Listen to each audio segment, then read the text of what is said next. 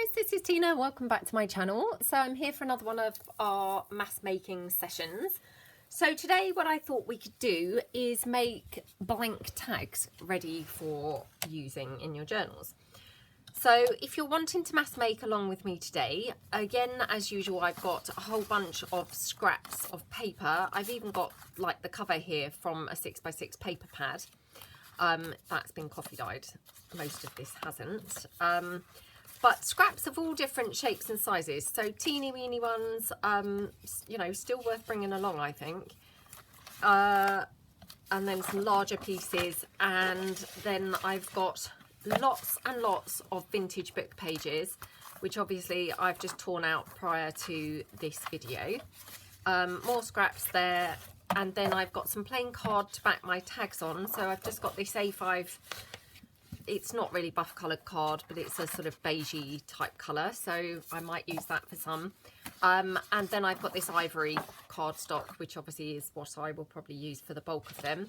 And I've also got some sheet music, which I will, you know, possibly make some tags from that. Other than that, I'm going to use Mod Podge for my tags. So I've got the Mod Podge and a brush to apply it. And then I've got my scissors. I've got a card to spread my paper once I've glued it down. What else do I need?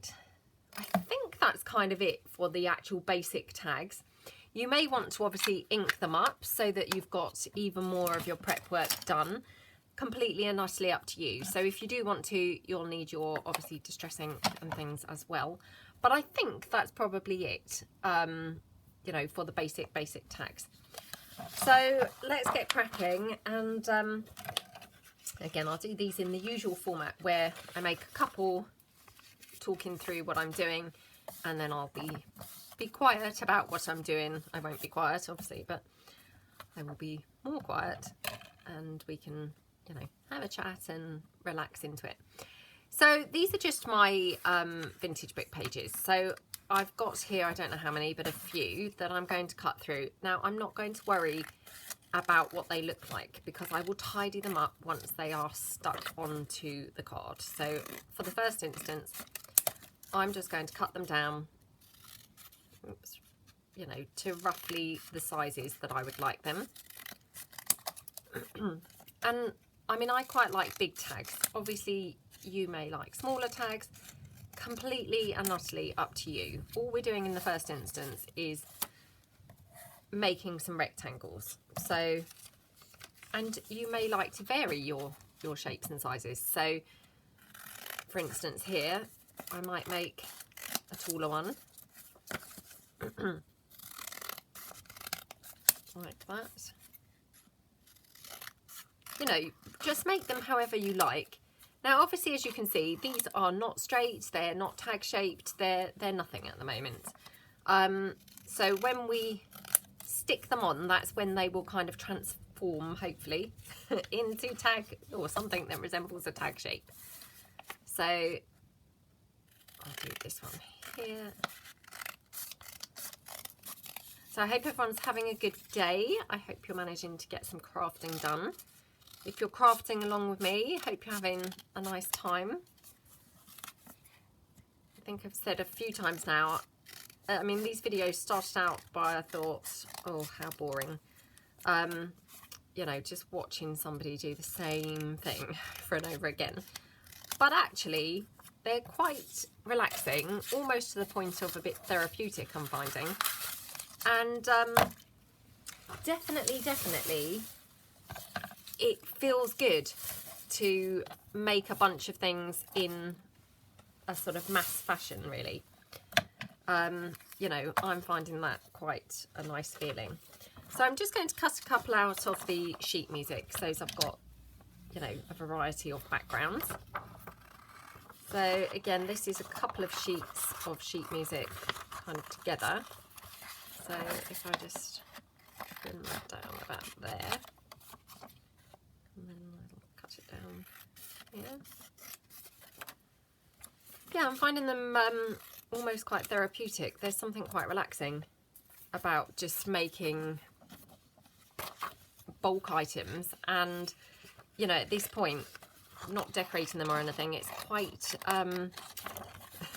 quite relaxing on the brain, because you're really not having to think too much about it at all. It's not like you're having to conjure up ideas of how to decorate or what to do with them. So I'm finding that really quite nice. And I think I've said this before, but especially because I'm doing the 3 in 30 alphabet challenge, that's so full on that this is actually, you know, quite a welcome change. Just a quick word. So now I've obviously got these small pieces left. So what I might do is make a couple of quite skinny tags, sort of quite small, quite thin, long tags from just my leftovers, because obviously I don't want to waste that, and obviously I could just keep it for laying, what's the word, layering and things. But to be honest, might just make some sort of skinny tags. Actually, I'm going to keep these because I might do something else with those another time.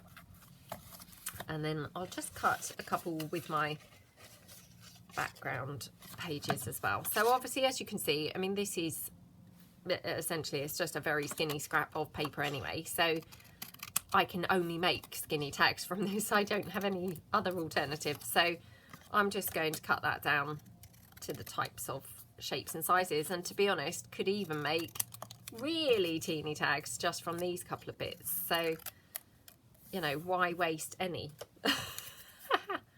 Might as well use the entire piece. Well, except for those little bits. And again, I've got this. I love this page. I think I've said before, but I mean, I've just got this weakness for spots and dots and what have you. So I just love this paper. So it's been kind of in my scraps, but in the hoarding type way. Yeah. So I'm going to finally commit to actually, you know, turn it into a tag, because there's no point really keeping things, and especially, to be honest, when they're like your more favourite pieces. Why would I hoard that? Why wouldn't I want to use it? You know, that's just baffling, isn't it? So obviously some of these bits of paper, they've actually got cuts into them and things, so I'm just like making them, you know, the sizes that I can, taking into account any bits that have already been cut out. And obviously, you know, again, I mean, I'm only cutting them into rough rectangles, and we'll neaten them up once they're glued down onto the card, because there's no point going too mad, because then all I'm going to have to do is cut them twice, which, you know, to me that just feels like a bit of a waste of time really. So then I've got this one. So this one, I'm just going to cut this kind of straight in half, I think. I mean, it's not quite half, but near enough. Now this was that packaging, you know, wrapper. So I'm going to cut this down here, like that, for a sort of skinny tag. And then I really like this label, so I'm going to just cut that out and keep that for using on something, I think, because it's really nice, isn't it? So I'm trying to think if I've actually been up to anything. The children and I went to see Judy, the Judy Garland film. It was quite interesting because I didn't really know much about her life. So obviously I feel I know a bit more now, although I don't know whether anyone else, you know, has seen the film, but I felt that they missed out an awful lot of the story, because it jumped really from her being Dorothy to then she was kind of in her 40s, and there was no this piece, I'm just going to cut that down like that to make a couple of skinny ones. There was no story about what had, you know, what she'd been up to in the meantime. Yeah, so I mean, obviously a lot of people probably already know what happened, but I didn't know, so I wouldn't have minded kind of finding out a bit more about that really. And funny enough, the children sort of agreed. Well, me and my daughter, obviously, she didn't. She was just being bribed with food throughout the whole film. So was obviously more worried about what she was going to eat next than what was going on in the film. But she did quite like the music because she loves music, so that was nice for her. But the boys definitely, you know, they both agreed and kind of said, well, we all said, you know, all three of us said, you know, would have been nice to have had a bit of build up, you know, what happened in the meantime. I mean, I don't really even know whether she did other films, you know, and I'm sure she has done other films, but I really don't know anything about her life, to be honest. So I would have found that a lot more interesting, even if it was quite quickly done, you know, skirted over quite quickly. I just would have found that quite interesting to have found out a bit more about her life. So that would be my criticism, really, of that film. But it was quite a good film, and gosh, Renée Zellweger, she's such a good actress, isn't she? I mean, she really can sort of turn her hand to any role and just pull it off so 100% convincingly. So she was, you know, brilliant in it, as she is in everything that she's in, really. Right. I'm going to just check what the time is, because obviously I've got some more bits left here. But I just need to kind of make sure that I'm not really overrunning, because it might be that, to be honest, there won't be that much time to actually use the rest of these pieces. So I might get gluing some down now. Obviously, as you can see, I mean, this is quite a hefty little batch now of blanks there. Just take that label out that I said that I was going to use on something. So all I'm going to do, and actually I'm going to move this out of the way so that I don't really get the Mod Podge on everything else. I'm going to, you know, see how I can get like the most from my piece of card by laying my tags around. I mean, I tend to only be able to really, you know, realistically get 4. But if I just play around with the sizes, potentially I maybe could get more than 4. So we'll just play around a little bit like that. And obviously, if I have to cut them down slightly, I'll cut them down slightly. That's fine. So on this one, I'm going to get 5 tags. So take my Mod Podge. Oops. And then all I'm going to do, and you know, this is just my method. I am not saying this is right. I'm not saying this is the way to do it, or the best way, or the most economical way, you know, supplies wise, any of those things. I'm saying for me, this is quite a, you know, when I thought, oh, let's make some tag blanks, I thought this would be a good method for me. Obviously, you may have actually a more efficient method, or just, you know, a method that works perfectly for you. So please don't feel that you have to do things in my method. I mean, I just try and do what's ever easiest, you know, in my way of working. So of course you must do what's going to suit your way of working. So there we go, and again, spread that out. Excuse me, just wiping it on the back of my hand. That's bad crafting habit there, but it's just a bit of a habit that I'm, you know, in. So glue this one down now, and I will obviously then see where I can put that skinny one in a minute. So like that. Pop it over there, spread it around.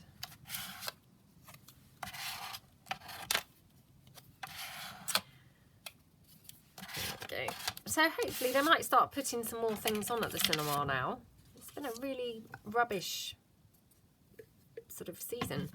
There's been nothing really on for ages. Well, it feels like ages anyway.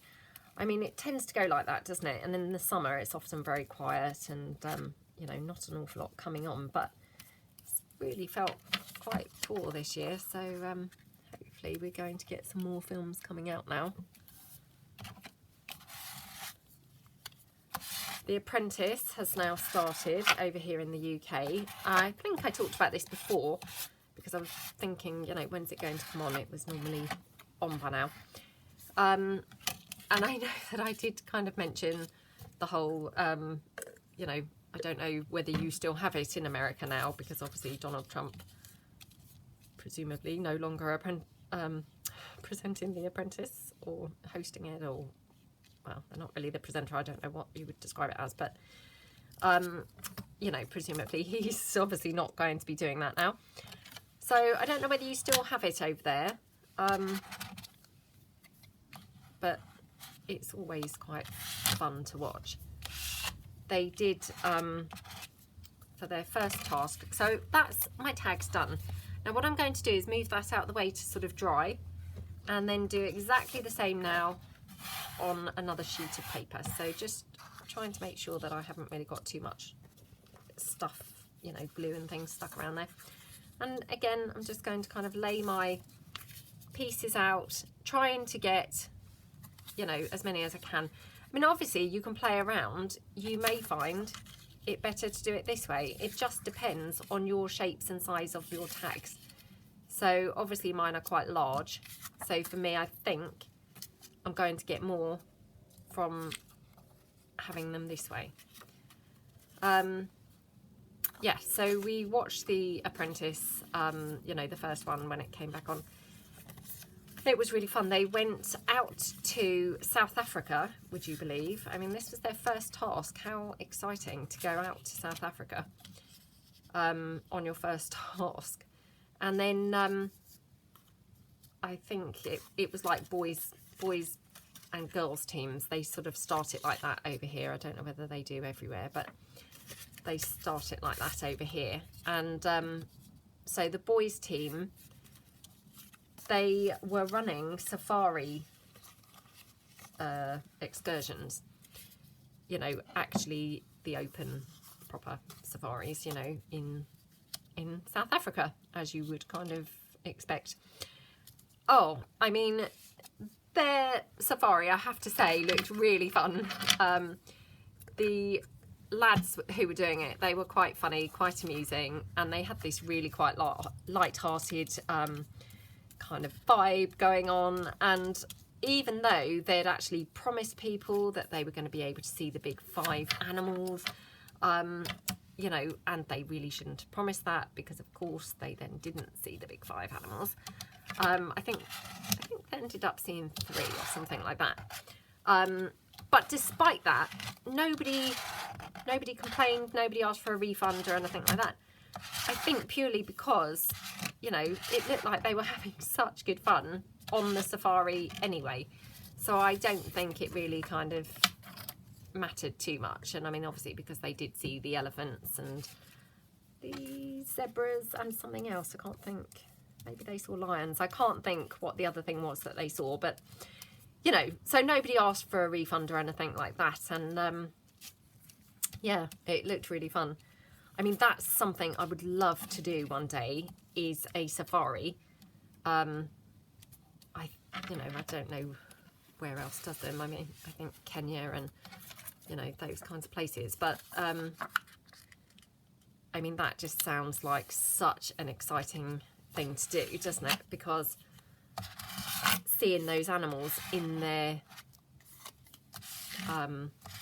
natural environment, I'm sure must be an amazing experience. But of course, you know, like they talked about yesterday, you know, you're not guaranteed to actually see those animals at all, because, you know, it's not like a zoo where they're parading around at a certain time of day. They're definitely going to be out of their enclosure or anything like that. It's very much, you know, you may see them, you may not. So I mean, I guess it could either be a really awesome experience, or, you know, sadly it could end up being a really dismal experience, couldn't it? Just like see nothing. I mean, you'd have to be quite unlucky, I guess, to see nothing. I don't know. I don't know whether sometimes people go on those tours and literally would see nothing. I really don't have a clue, but I would really, you know, one day love to do one of those safaris. I don't know many people actually who've done one, funny enough, either. You know, kind of lots of holidays that you think, oh, I'd love to go there or see that. And I normally, you know of somebody who's maybe done something similar, like the Northern Lights, or I don't know, maybe Hong Kong or somewhere like that. Weirdly enough, I don't think I really know of anybody who's done a safari. I used to work somewhere, and my old boss there, he did a safari. I mean, we're talking like 20 years ago, so that was, yeah, a long time ago. And I think he's the only person I really can think of who I know of that's actually been and done one of those safaris. I mean, you know, from what I can remember, I think him and his wife had an amazing experience. They really enjoyed it. Yeah, I don't think I can think of anybody else who's done one. But they just, I'm sure, would be pretty incredible, depending, as I say, on what you saw. If you didn't really see anything, they would be pretty rubbish, but you know, if you did see things, I'm sure they would be incredible. So there we go.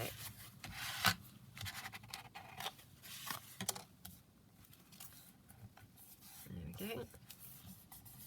And then, I mean, the other things that I wouldn't mind doing one day, probably, I'd really love to go in one of those ice hotels. I know that, you know, lots of people will kind of do that, and that just sounds amazing. You know, how surreal and how weird and wonderful that must be. Yeah, so I wouldn't mind kind of doing that one day, or, you know, something like that one day. I mean, these are probably pie in the sky things. I'll probably never end up doing any of these things, but who knows? Maybe I will, maybe I won't. I mean, it doesn't really help that I don't particularly like flying very much anymore. It seems like the older I get, the less I like it. So I know I've said that before. But yeah. But yeah, those ice hotels, I mean, I can't even begin to imagine what they must be like. That, you know, obviously I've seen them on TV, and I've seen them in like Google Images and, you know, things like that. But wow, incredible.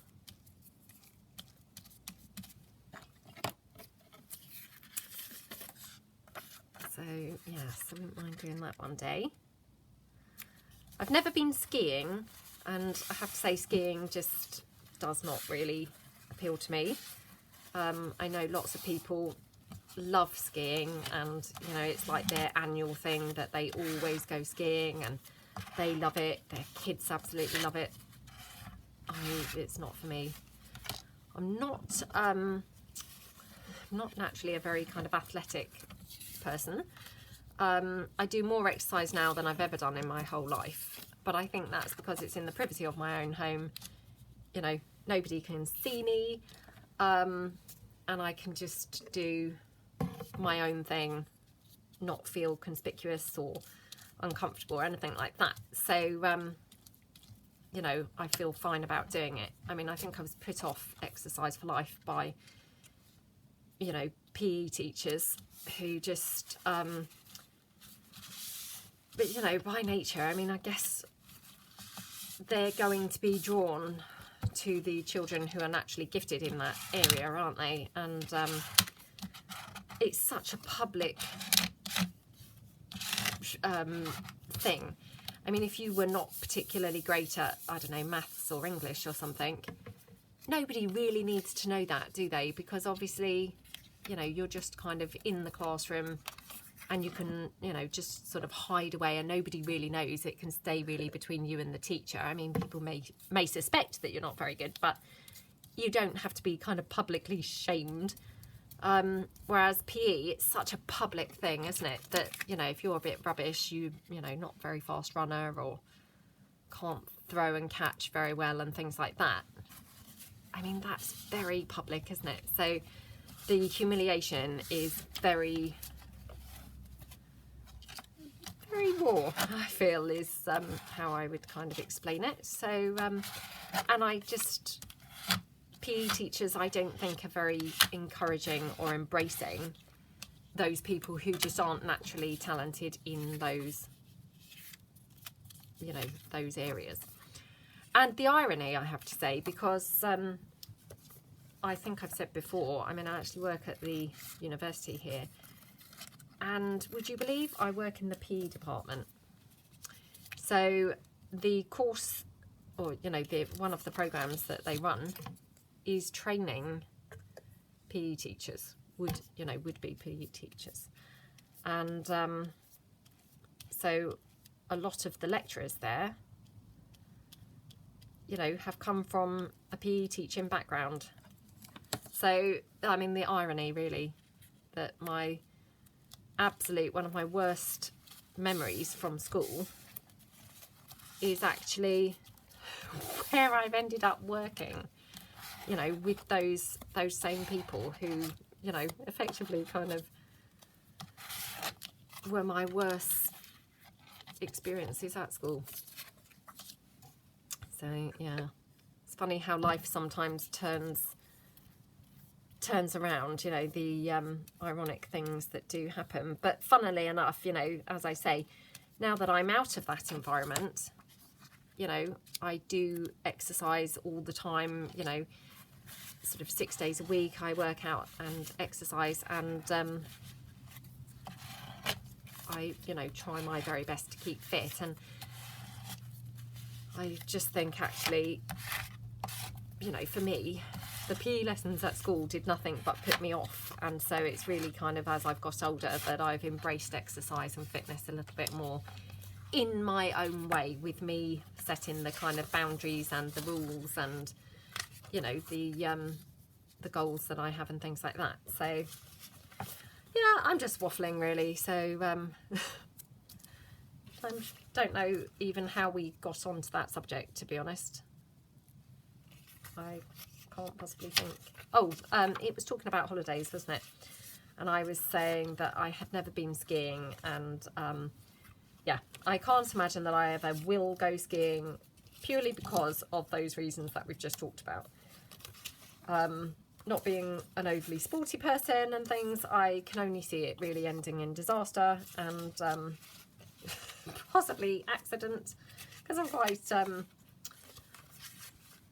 you know, poor with my coordination and things like that as well. So I, yeah, don't really imagine that I would be very gifted when it came to skiing. So I don't think that's something that I'm ever going to participate in. Shame, because again, I mean, I would love to go and see all those beautiful snowy mountains and what have you, and just, you know, suck in the view and take some photos and things like that. Which, I mean, obviously I could do that, you know, and my husband and the children could probably go skiing. I mean, none of them have obviously been either. My husband, you know, he's never been skiing. I don't think he's necessarily ever wanted to go skiing. I don't know if we've ever actually really talked about it, weirdly enough. And the children, obviously, we've just never really talked about it, because it was never a holiday that we were going to be likely to go on. So I'm sure they would be up for it, because they're, you know, they're those kinds of kids who they'll give everything a try, and they'd probably quite like it. I can imagine my daughter would love it. Although, having said that, I can only picture her at Christmas when she obviously was dying to go ice skating, and we had the outdoor ice rink here where we live, and it was the first time we've ever had it in our sort of town. And so she couldn't wait, and she'd obviously watched Frozen and all of that, you know, and I think she thought she was going to be, you know, Torvin and Dean, or, you know, ice skating all over the place. Well, of course she couldn't do it, you know, and she was quite shocked, I think, at just how hard it was.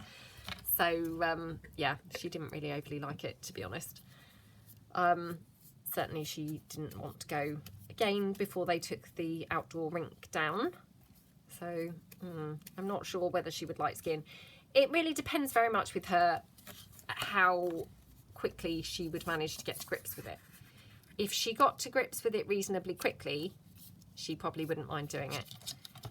If she found it hard work and was not finding she was, you know, getting very good at it, she'd, yeah, lose interest pretty quick. She doesn't really like it when she can't do something. She finds that very frustrating. So, and what she does, I mean, obviously she couldn't do this with skiing or ice skating because she'd have nowhere to practice. But, you know, like at home, if she can't do something, she'll go off secretly and practice it until she can do it. And then she'll, you know, she'll come back when she can do it. But I mean, obviously, as I say, with skiing or ice skating, it's a bit more public than that. And she hasn't really got anywhere she could go off and secretly practice. So, yeah, I'm not quite sure. But yeah, the boys, I'm sure, would, you know, would like it. There we go.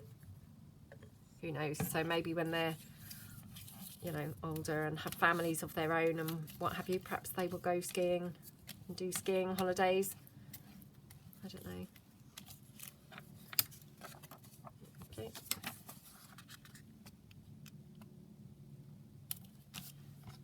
I mean, my parents, they never went skiing. They weren't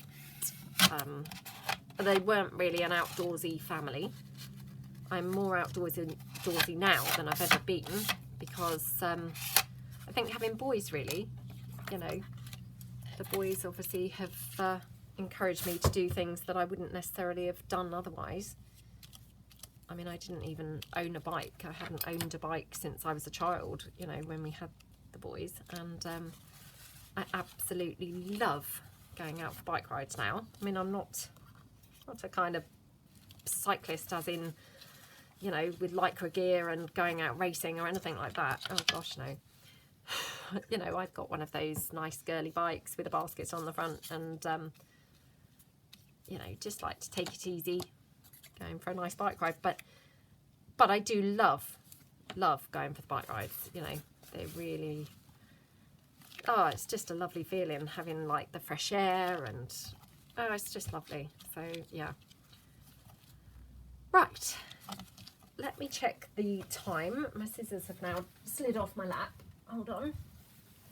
Right, let's stand up and have a look. Oh wow, we're 32 minutes now, so quite a bit of time has whizzed by. So I'm going to pop the lid on the Mod Podge now. So obviously I've still got quite a few that I've cut up that haven't got round to using. So if I pop this to one side, and I'm going to just start with the driest one. I mean, obviously it's still not really dry. You know, it could do with a while longer, but because obviously we're doing this video, I'm just going to go for it anyway. So all I'm going to do now is cut out my tags.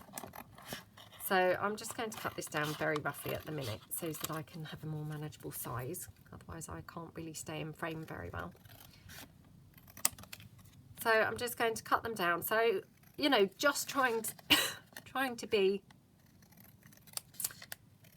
a bit straighter with my cutting and things than I was obviously, you know, cutting out the paper, because it's now obviously the actual tag, if you see what I mean. And just cut the bottom down. Okay, now I quite like my tags square very often. So what I'll do, I think, is make a mix of square and tag shape tags. And that's just a little trick that I'm sure you've all seen me do before. It wasn't my idea. I saw it somewhere here on YouTube. I couldn't even tell you who because it was such a long time ago. But cut one corner, take your triangle and pop it over to the other corner. And then you should end up with similar size corners. So that's my first tag. We'll cut the second one now.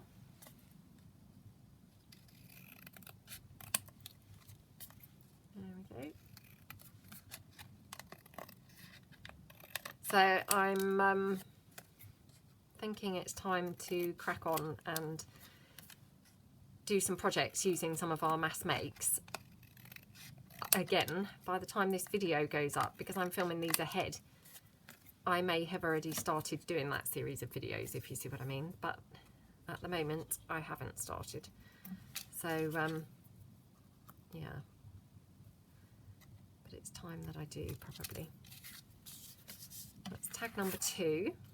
Okay, tag number 3. Now I've got to be careful here because in the glare of the lamp, it's actually hard to see where one page finishes and one page starts and one page finishes. There we go.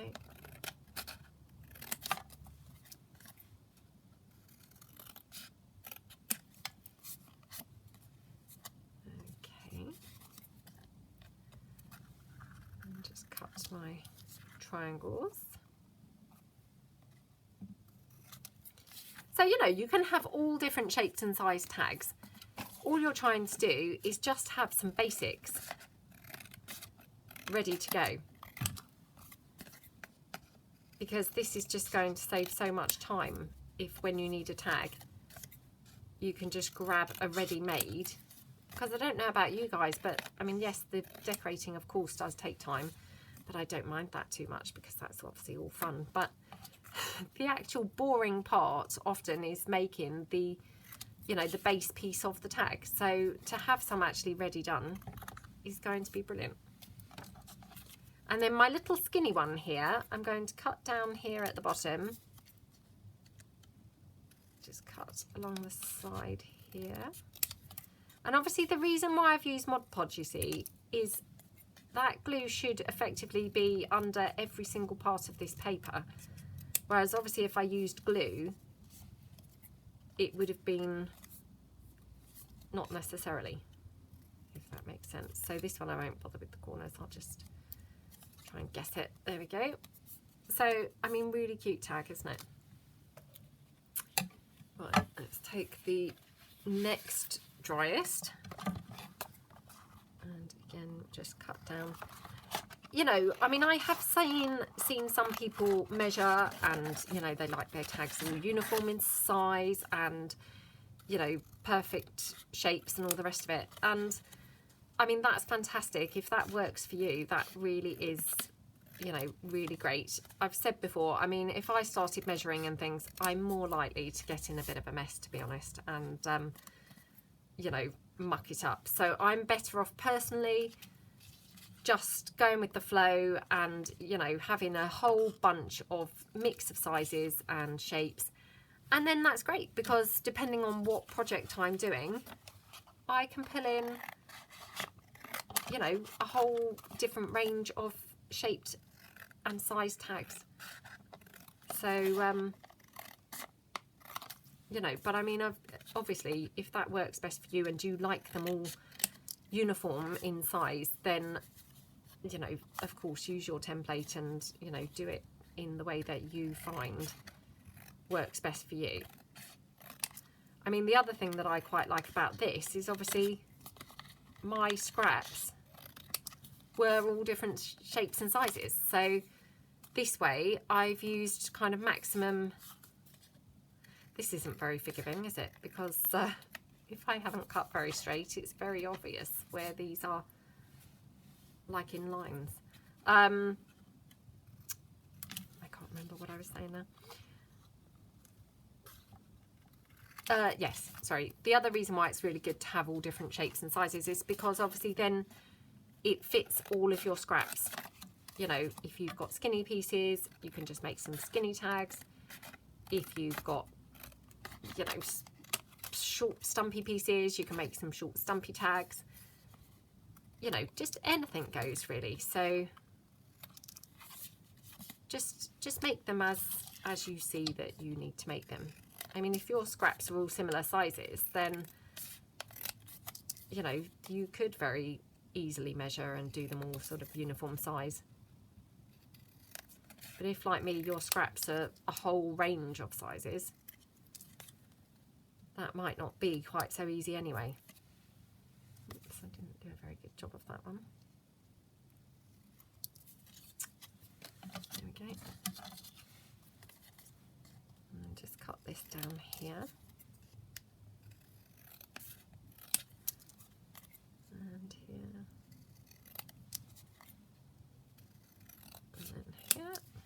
Okay.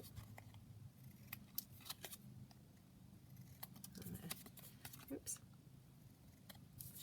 Okay, so I've got 2 more sheets left to cut, so we'll just cut around those. This one's a huge tag, look. Or it seems like it's huge. Maybe it's not really any bigger than any of the others, but it looks huge on here. Okay.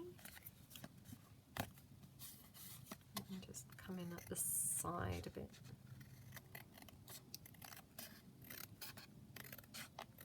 There we go. And a couple of corners. I said that I was going to leave some rectangular, didn't I? And I haven't ended up doing that, but it's fine. Doesn't matter. Can always do another mass make and make some, you know, rectangular bases for tags. Also, just want to float the idea. What do you guys feel about mass making some fabric type things? You know, things like some fabric paper clips, for example, and things like that. I'm going to leave that one rectangular, I think.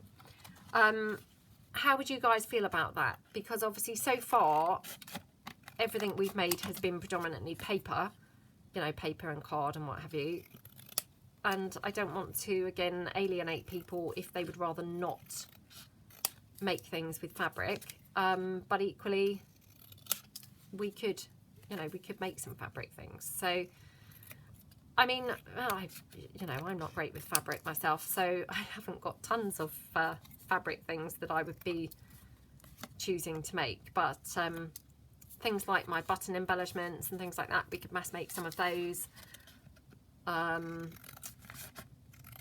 yeah, lacy kind of paper clips, maybe we could mass make some of those.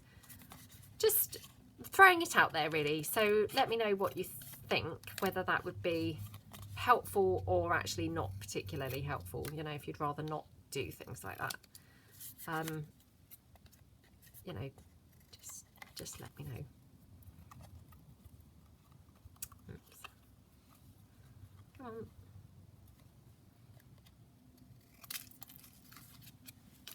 There we go, and then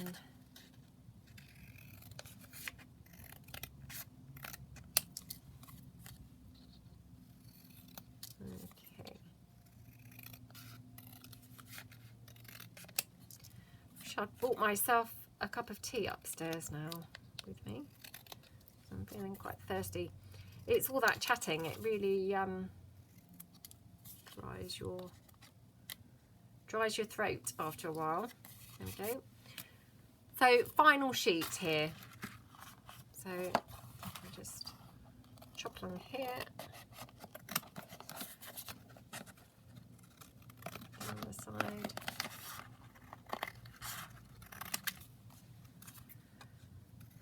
Okay.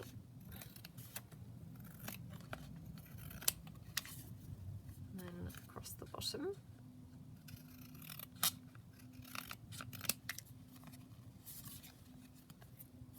Oops. And a couple of corners, which actually I should have left that one, what do you call it? Squared off as well, to be honest. I don't know why I didn't. As I cut it round, I thought, oh, I'm going to leave this one, and then I just cut the corners again. So we'll just do this one now.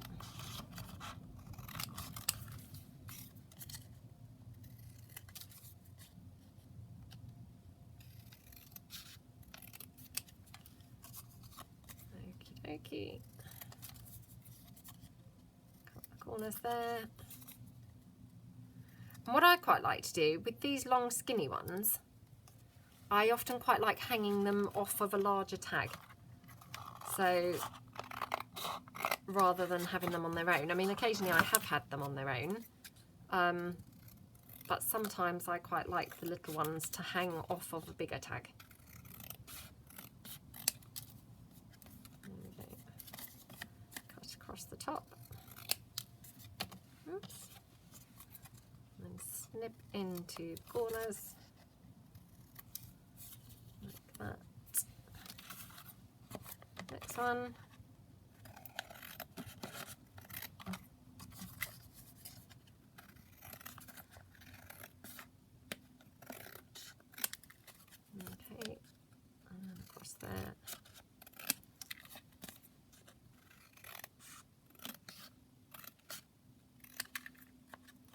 Right, so I'm going to leave that one with the squared off rectangular bit, I think.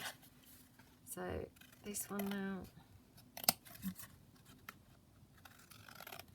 And this one didn't really want to stick down because this was scrapbook paper that had been coffee dyed, which, although I had ironed it, it does go quite bumpy, you know, in the surface. So it didn't really want to kind of stick down too brilliantly, I noticed. You know, I've noticed that before with the scrapbook paper because it's quite thick, I think. Right, last two. So I'm just going to cut those. I'm just going to cut that in there, across here, make it a bit skinnier, and then we'll just do a couple of corners. 1, 2, oops. There we go.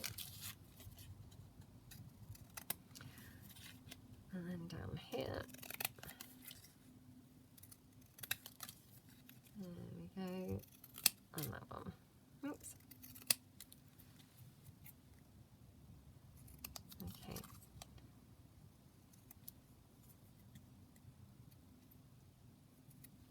Okie dokie. Right. Wow. There's all this rubbish now.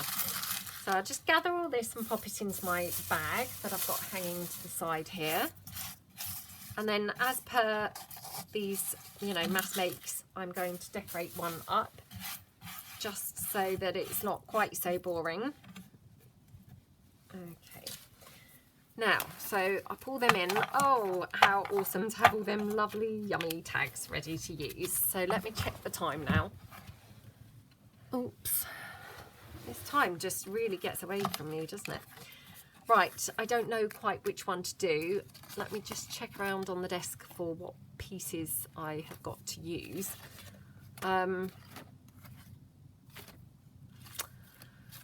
Just wondering whether I could use one of these labels, maybe on like the sheet music. One of these labels, this label.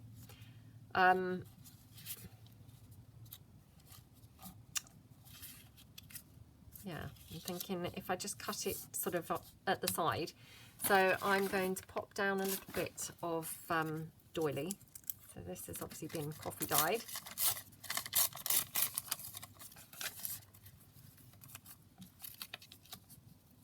I can pop that on. And that there, I like that. Now, just having a look to see what else I've got floating around on here. Because obviously I want to cover up now the writing on there. Don't want that showing. Oh, we could have this lady. She's not really big enough, to be honest. So, right. Let me see what else I've got here laying around. We could add like some other colour or something. Although I'm really trying to train myself to not have the need to add colour to everything, because I love other people's things when they're really quite colourless and neutral, and I don't know why, but I just can't help myself to add some colour. So I'm trying to get myself out of that habit. So I think I'm going to try my best to be quite neutral here, neutral coloured. Now my glue's not working. That's not a great start again, is it?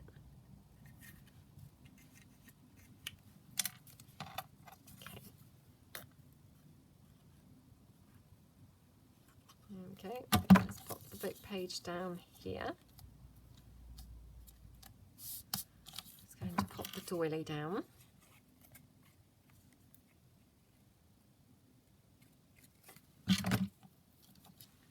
Like that. And then I'm going to stick this down. Now, I could have obviously used this as a, what's the word I'm looking for? A pocket or a sort of tuck spot. I'm not going to, because by the time I kind of cut it off of the page a little bit, you know, where it's going to be overhanging, it might not have ended up really much of a pocket anyway. So I'm not going to overly worry about doing that. sorry about the tissue. I know that, you know, not everyone likes the kitchen towel, but I forgot to leave some wipes out to dry. So back to the tissue today. And then if I have that there, just wonder whether I might want another bit of sort of script on there.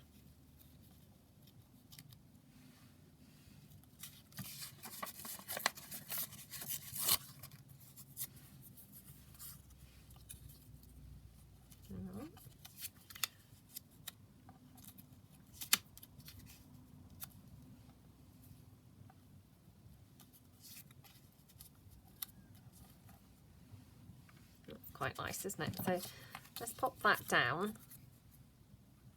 just really because I'm covering up the text obviously from the,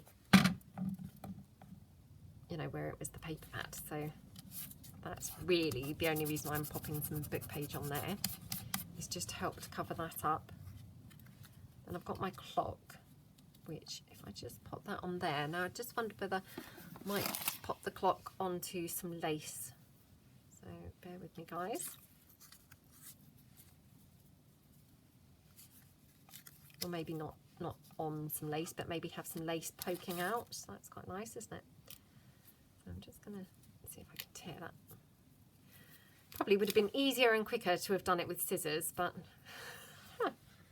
never mind. I didn't want it looking really squared off, and yeah.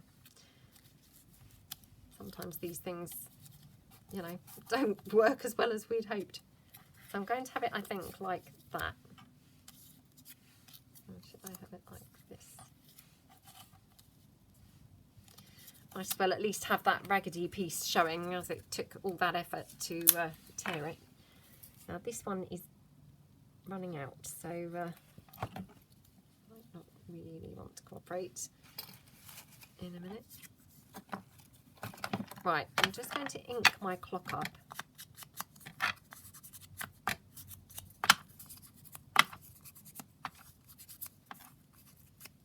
Like that.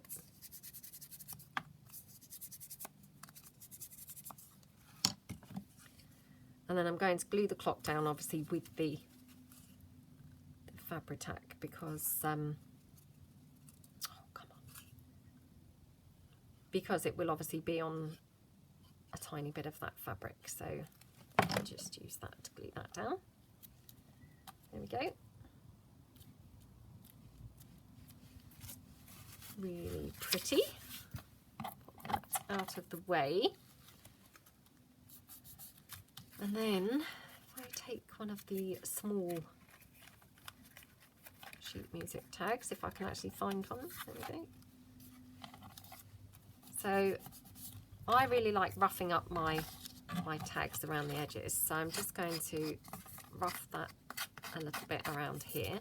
Oops, I haven't got rid of that bit page. There we go.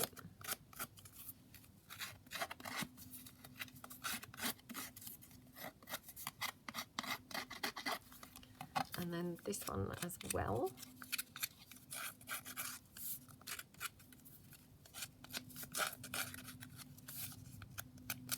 And I'm thinking what would be really great here is to put a word on there saying time. So I'm just having a look, because I've got some words buried here somewhere, which I came across just now. No doubt I won't be able to find them now I'm actually looking for them. But I just wondered whether there was a word on there saying time. Probably not. Got dream a little dream, dream a little dream. Right. Oh, that's so annoying. Well, let's just have believe in your dreams.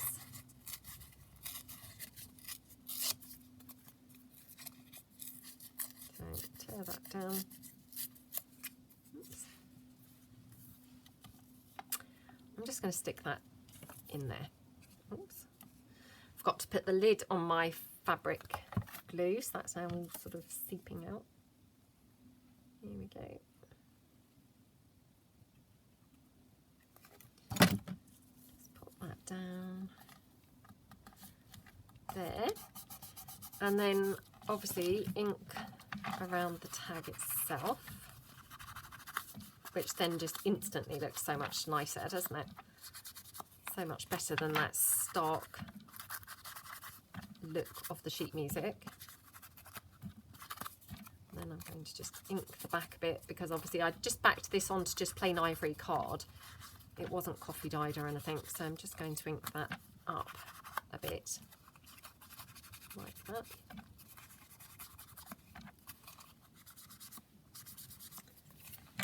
Okay, and then take this one, do exactly the same, ink it up.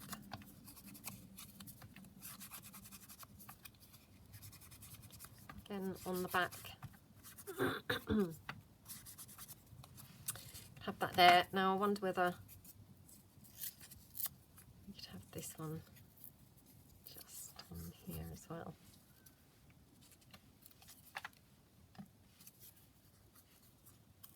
Make that a bit smaller because it's quite big.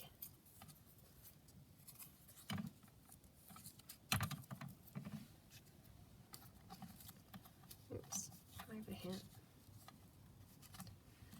Okay, so I'm just going to pop that on just so the tag is not looking quite so plain. Oh, come on, glue. Why are you letting me down like this today? Oh, it's so frustrating. Right. Okay.